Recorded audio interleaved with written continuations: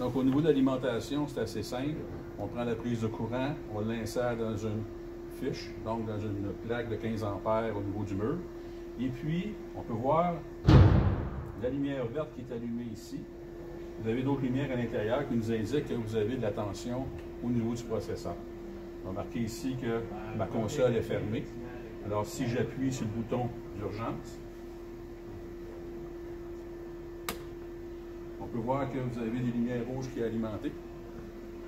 Et pourtant, la console est toujours éteinte. Ce qui signifie que votre arrêt d'urgence est prioritaire sur la console. Ce n'est pas celle-ci qui contrôle l'arrêt d'urgence. Au niveau de la sécurité, c'est très important.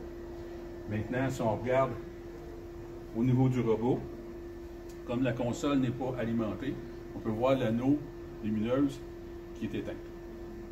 Alors, sur la console de programmation, vous avez un bouton ici, plus un bouton ici. Le bouton On est ici.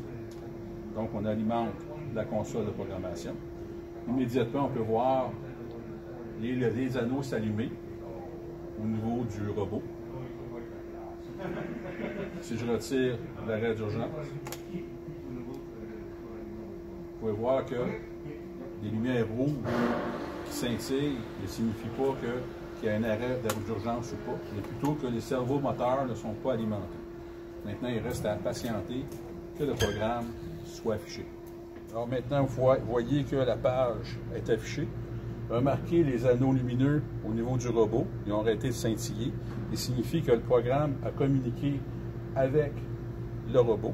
Par contre, les servomoteurs ne sont pas activés. Alors, on va dans la page Statut, ici en bas.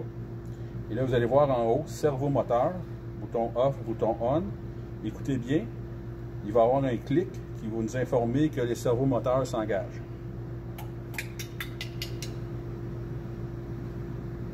Vous avez un avertissement, on la retire, on est prêt à passer à la prochaine étape.